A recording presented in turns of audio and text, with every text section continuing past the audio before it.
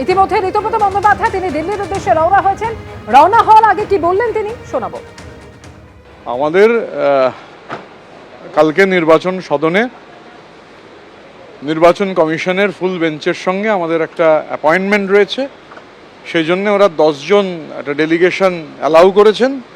তো আমরা 10 জন সেই কারণে আজকে দিল্লি যাচ্ছি। কালকে বেলা 12টায় নির্বাচন কমিশনের ফুল বেঞ্চের সঙ্গে আমাদের অল ইন্ডিয়া তৃণমূল কংগ্রেসের একটা মিটিং রয়েছে, সেই কারণেই আমরা আজকে দিল্লি যাচ্ছি। আমরা অল ইন্ডিয়া তৃণমূল কংগ্রেস আমাদের 22 তারিখ স্পেশাল সেশনের পর আমরা নির্বাচন কমিশনকে লিখিত আকারে সবটা জানিয়েছিলাম, অল কমিউনিকেশন হয়েছিল এবং আমরা একটা অ্যাপয়েন্টমেন্ট সিক করেছিলাম। তো সেই অ্যাপয়েন্টমেন্টটা কালকে গ্রান্টেড হয়েছে, সেই জন্য আমরা নির্বাচন কমিশনকে ধন্যবাদ জানাই।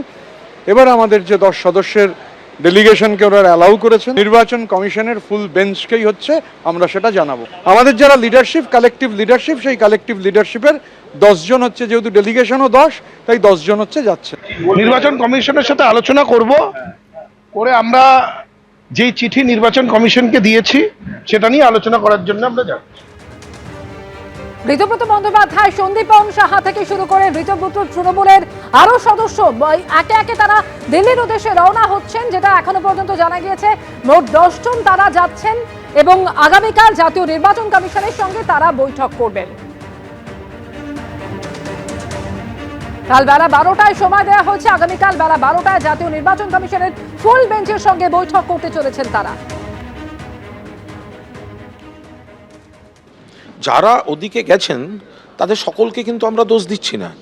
একটা ধারণা তৈরি করে দেওয়া হচ্ছে ডেকে ডেকে, আবার দু একজন আবার ফোনে কথা বলিয়ে দিচ্ছেন দু একজন প্রভাবশালীর সঙ্গে, সেগুলো সব আমরা জানি, যে যদি এদিকে আসো তাহলে এখন পুলিশ আপনাকে হেনস্থা করবে না। এটা কিন্তু করা হচ্ছে তৃণমূলটাকে ডিস্টার্ব করার জন্য, ভাঙার জন্য। সেই হিসেবে পার্টিকুলার কে যাচ্ছে ওখানে, যাদের নিজেদের দুর্নীতি আছে তারা বাঁচতে যাচ্ছে তদন্ত থেকে, যাদের নিজেদের খুন খারাপি বা পুরনো মামলা আছে তারা বাঁচতে যাচ্ছে, কারোর মামলা নেই কিন্তু ভিত্তিহীন মামলায় হ্যারাস করে দিতে পারে সেই চাপটার থেকে ভয় তারা যাচ্ছেন। আবার তার উপর বিপদ নেই কিন্তু তার কোনো কর্মী বা টিমের উপর তাদের নইলে ধরে নিচ্ছে, অ্যারেস্ট করছে, একাধিক কেস দিচ্ছে, ফলে তারা যাচ্ছেন। মূল উদ্দেশ্য তৃণমূলটাকে ডিস্টার্ব করা। ফলে যারা মনে প্রাণে ওই কালচারটার সঙ্গে মেলাতে পারছেন না তাদের একটু অসুবিধা হচ্ছে। ফলে তারা নিশ্চিতভাবে তাদের কৃতজ্ঞতাবোধ, মমতাদির প্রতি ভালোবাসা, এই যে গোটা জিনিসটা, সেটা অসুবিধা হচ্ছে। ফলে সব ব্যাপারে তারা একমত হতে পারছেন না। সেই কারণেই কখনো দেখা যাচ্ছে ওদের সঙ্গে যাচ্ছেন, কখনো দেখা যাচ্ছেন ওদের সঙ্গে যাচ্ছেন না, কখনো দেখা যাচ্ছেন আমাদের সঙ্গে আমরা একসঙ্গে মিলে ভোট দিচ্ছি, এই ব্যাপারটা চলে আসছে। আমাদের কোনো আগ্রহ নেই। তৃণমূল কংগ্রেসের কোন উপদল, কোন গোষ্ঠী, কোন দল কোথায় গিয়ে কি বলবেন আমাদের কি এলো গেল? পশ্চিমবঙ্গের মানুষেরই বা কি এলো গেল?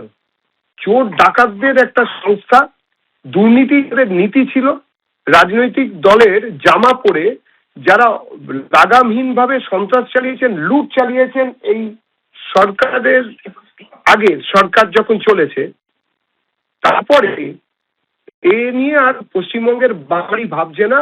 আমাদের পার্টিও এই নিয়ে উৎসাহ হারিয়েছে। এবিপি আনন্দ, এগিয়ে থাকে, এগিয়ে রাখে।